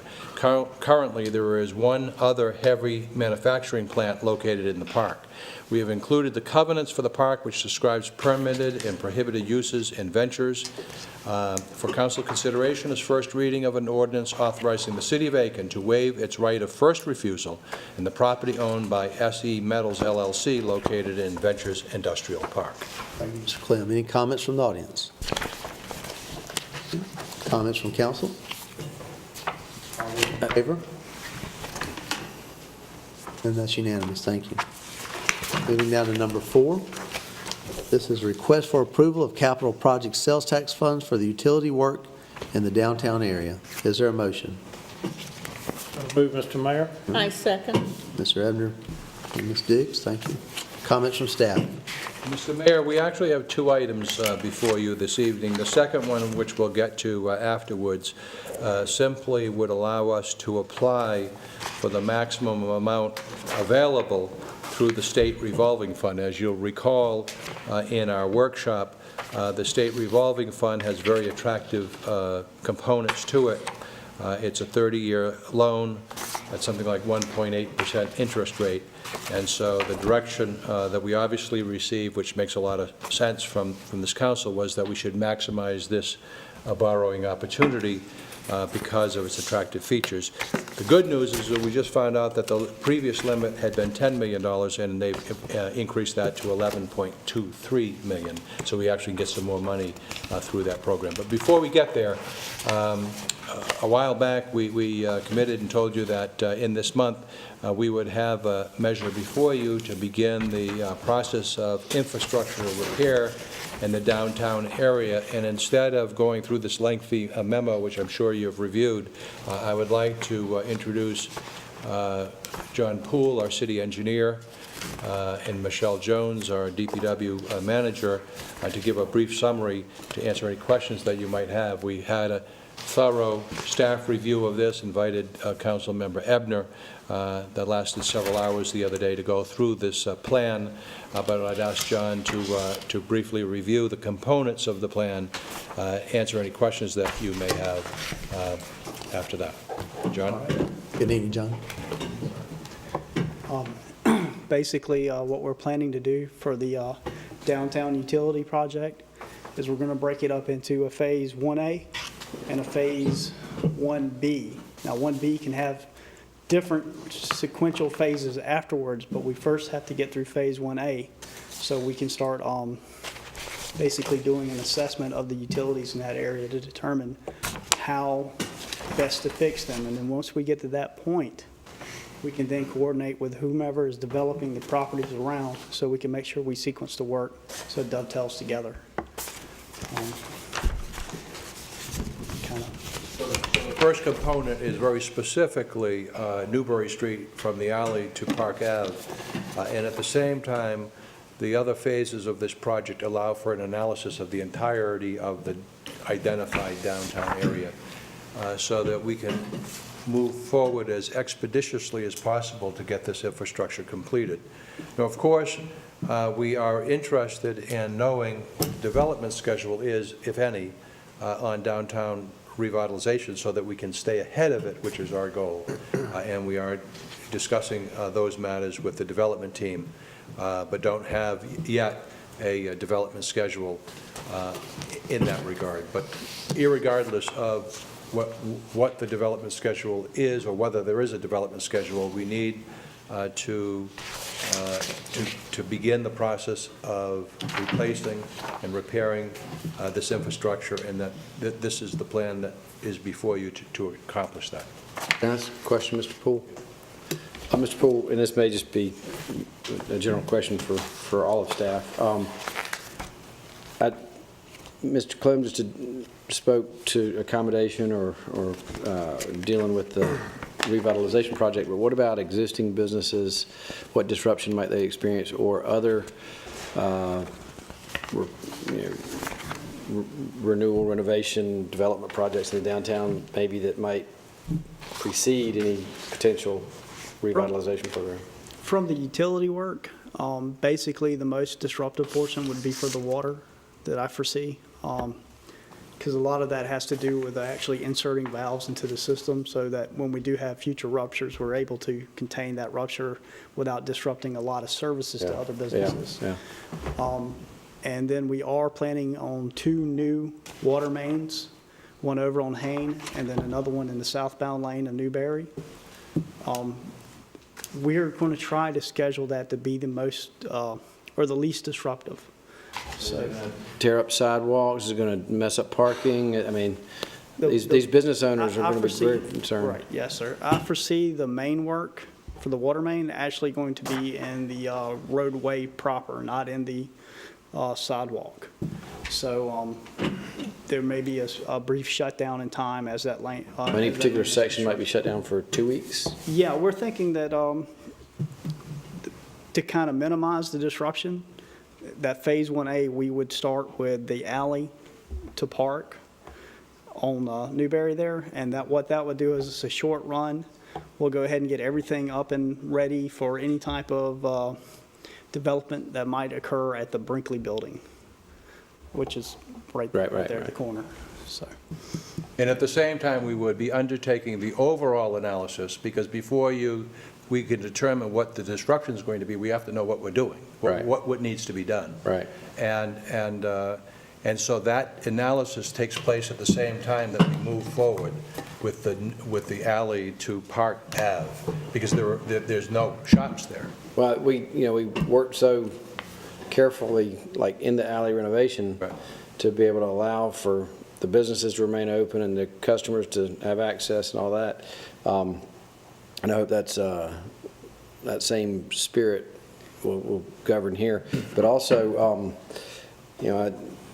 I hope that this is being done as a priority, because I remember Mr. Grinton talking about valves that we couldn't shut all throughout the downtown and historic district, so that whenever there was a leak, we'd have to shut off one big valve somewhere, and it would close. It would shut down a lot more water than we really would prefer.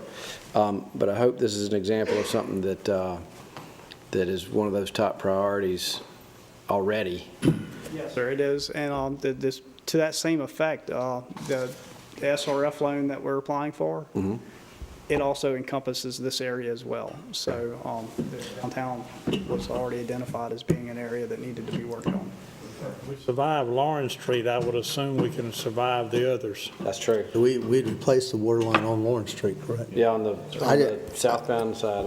I would just echo what Mr. Mary said. I think it's important, John, that all of our staff really include the businesses in this process. Absolutely. So that it's the least burdensome on them, and make sure that they have access for customers. And I'll commend what your department did during the alley. I mean, y'all had somebody down there all day, every day, communicating with business owners and accommodating that. I commend you on that communication in that project. We're going to learn an awful lot, I think. Can I get a word in? Yeah. I appreciate the effort that you put into this, but quite frankly, folks, we're past the Renaissance. We don't need to vote. This thing is inundated with delays and accommodations for the development team. Last time we talked about that, I thought we had agreed that we would do Newberry from Richland to Park, and we would find out two things. How long is it going to take us, and how much it's going to cost? And now we're going in here, we're going to do Newberry from the alley to Park. We're going to survey the entire scope of the project. That's part of 1A, so we're going to do that. The entire scope of the project is being all 5 segments? Yes, concurrently, that area would be surveyed and assessed. No, this is the entire 5-segment area, not just, or are we, in the city manager's memo, Phase 1A, Newbury Street from the alley to Park Ave, and will be comprised of stormwater and water improvements. Survey work, survey records for the entire scope of the project must be completed. That's just for Phase 1A. That survey that they're talking about there is going to be performed by others from the alley to the... Well, it says the entire scope of the project. So the entire scope is only reference 1A, Newbury Street to the alley. Right. But concurrently, we are also going to try to push forward with getting a survey of the entire downtown area, along with condition Yeah, assessment. but we're going to be waiting for the development team. Phase 1B, the city has applied for the Rural Infrastructure Authority grant funds to perform the water utility improvements needed within the area. We will work with the selected development team to sequence timing. So we're not going to do anything without the development team approval. And I didn't think we approved the order. You've said several things that are just Well, good, not jump on it correct. then, let's talk The first about it. thing is no one's ever talked about doing Newbury from Richland to Park. Yes, I did, and it's in the minutes, it's clearly in the minutes. No one has committed to do that. As a matter of fact, the Led me to business believe that community that's what I have was asked gonna us get not today. to do that, because what we wanted to do is we wanted to do a segment that wouldn't impact present businesses, so that we could find out what was going on, at the same time that we evaluate the entire area. If you've decided that we're going to do Newbury from Richland to the alley without telling the business community or the community, because that's going to be very impactful. Well, I clearly remember talking that way at the last time we spoke about this issue, and whether it was in a work session or in the council, we have no idea what our infrastructure cost is going to be. The sooner we find out, the better. And that seemed to me, I'm not an engineer, I'll be the first one to admit that. You got a couple of development guys that know far more than I'll ever know. But my concept was, if we do a segment, we'll learn how long it's going to take and how much it's going to cost. That's exactly what we're doing, from the alley to the park. And that's That exactly. small segment is going to apply to the rest of the That's city. exactly what we said we were going to do. Why do we have here with approval of the development team? I assume the development team is the Renaissance people. No. This infrastructure work goes irregardless of that development team. We're going to do this infrastructure irregardless of the revitalization. I know that. Okay. There's no question about that. It has to get done. But The only significance of the potential development of the downtown revitalization is we want to have it coordinated so that it impacts existing businesses as little as possible. So yes, we're going to have coordination. To the extent that there is revitalization, we want it coordinated with our infrastructure work, which is exactly what you asked us to do. Well, and it would also make some sense, if that happens, for there to be coordination, and because there might be different service points desired by that developer than where the service points might exist now, if they're redeveloping some of this property, or larger taps and so forth. So, it does make some sense to coordinate it. Well, yeah, go ahead, never mind. It's just frustrating. It's like beating a dead horse. I mean, we need to get the downtown infrastructure done. We don't need to be waiting for the Renaissance development team to be ready. We need to be it's going to be disruptive to business no matter how we do it or when we do it. You can't fix these 5 segments without a major impact on business. And I might be overly scared, but that computer program that we got, that showed all the bad pipes that are in the downtown area, at least led me to believe they all need to be replaced. That's what I was asking him. That's what I was asking him when I said this is a priority anyway. Right. And he said yes, because of the mentioned the valves and all that. I think I agree with you, but what they're telling me is this is the way to do it. Yeah. Okay. Any other comments? Missing what you're Yeah, no, saying. it's just frustrating. I just, this is not what I expected to see. I mean, we're spending, I'm not sure, in your mind, what are we going to have done between now and on page 262, May of next year? And what's going to be done by May of next year? Physical replacement of infrastructure. No, what is going to be done? What would be the scope of that, John? I think is, if you could. Well, what we're planning to do first is we're going to go through and assess. And once we go through and assess, then we can build plans. And I don't foresee it taking a very long time once we get started with work. I mean, once the plans are finalized, we should be able to cut loose with the work pretty quickly. I foresee a lot of this being trenchless technology where we're not doing a whole lot of digging up and replacement of pipe. I'm hoping we're catching this stuff in time to where we can do some sort of spin Why are casting. you not replacing pipes? I'm sorry, sir? Why are you not replacing pipes? Because of the disruptions to the surface and traffic. But didn't the study tell us that they were all bad? They were all, Yeah, they have exceeded their expected useful life. He's talking about trenchless work, is what he's saying. Yeah. I understand that. You're basically building a new pipe within the existing pipe. Sometimes you have to Okay, go if you through- can do it that way, yes. Yes, sir. But that's going to require digging. Very minimum excavation just to get the equipment in there to go along the length of the line. And are these pipes down as deep as they were in the alley, 8 to 10 feet? Some of the Or pipes. do we know? Some of the pipes are, yes. But again, and you don't have it in front of you, but on page 262, I'm sure you developed it. Yes, sir. I mean, by May of next year, based on this report, what pipes, water, sewer, stormwater, et cetera, will be done between now and this time next year? The end of the Gantt chart that I provided is the complete utility work. So, and again, I apologize, I'm trying to understand it. So phase 1A you're going to have infrastructure done between the alley and park. Yes, Phase 1A is the alley to park on the southbound lane of Newberry. And then the Phase 1B is pretty much everything else. Define everything, between the alley and park. No. 1B, The entire downtown area. Can Mr. Beadenbosch put page 263 on the screen, or Ms. Sarah, if somebody 262. can?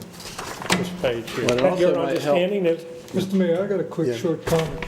Not that John, do you have Councilmember that? Dewar needs help, but I agree, because we talked about this at one of our So you meetings. know what he's And that's when I referring to brought up, as we far need a as the perk chart sections. to make sure we have a critical path, so we don't dig up, Richland or Park, and then find out we have to dig it up again if, in fact, the other structures go up. And you're right. That's what I was saying. Okay, so here's the, well, that's not the one you wanted, is it? That's 262. 63. 263 is what he asked for. Okay.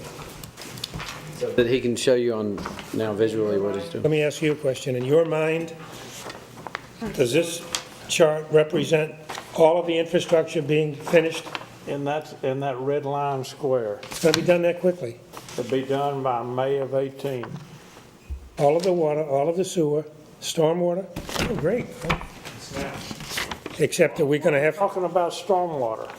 Somebody named SCDOT owns the stormwater lines, and we have to cross that bridge. We're going to do the assessment, and then if the stormwater lines need repairs, then SCDOT is supposed to repair them. And I think that's good luck on that, but that's the next thing. have we had any conversation? so we're not, Not at this time. Well, the stormwater is not cheap to I understand, fix. but all the sewer and water is going to be done within a year, Once by May of 18. Within the next roughly 2 months, 2.5 months, you'll know whether the stormwater needs repairs. And when it does, my assumption is he's going to have to come ask for counsel to go talk to Senator Young and everybody and his brother, because SCODT is just going to say, sayonara. And water and sewer will be done. Water and sewer. Man, that's an easier project than I thought it was. Right. We've got That's in that a red slew of square. engineers. Well, it's not square, but the red marks. Okay.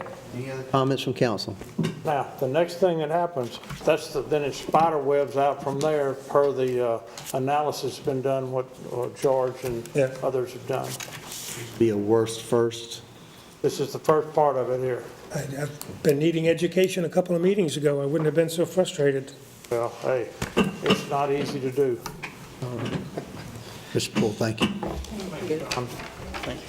All those in favor? And that's unanimous. Thank you.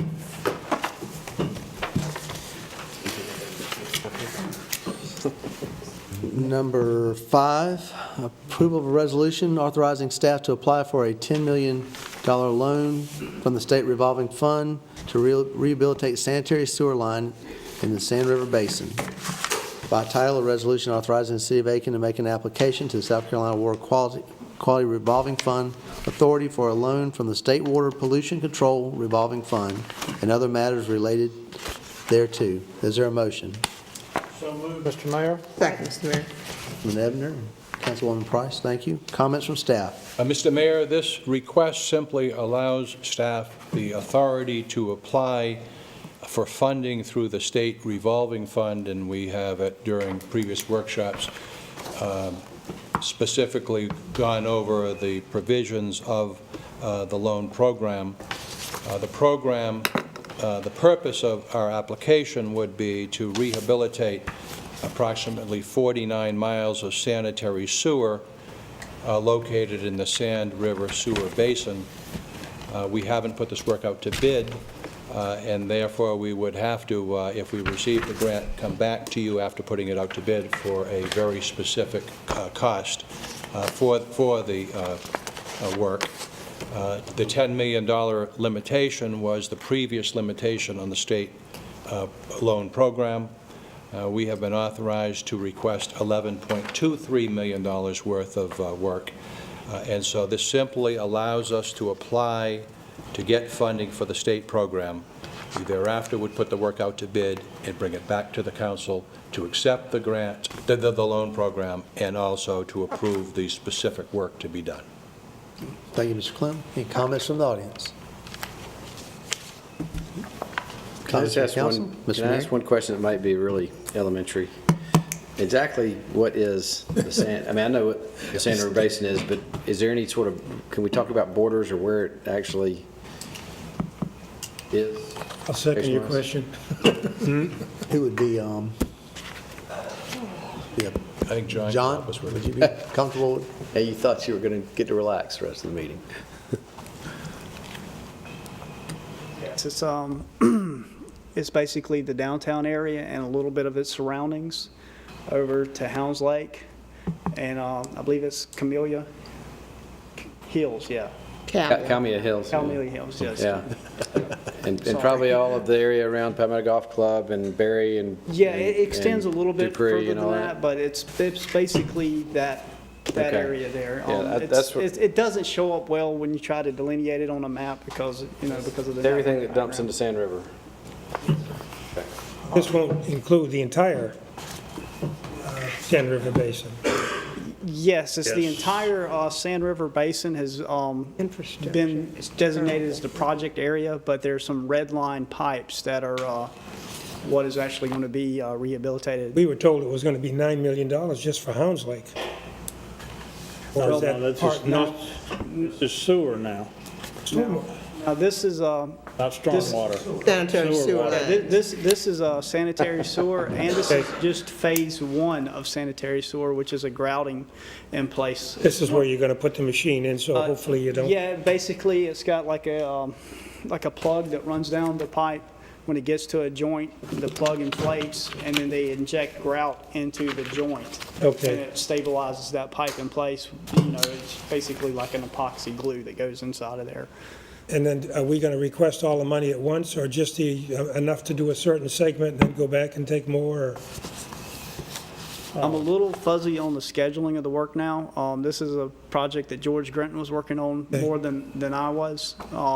But I have been a party to some of the meetings, and the way that it appeared to work was it was going to be like over, I think, 18 months, if I remember correctly.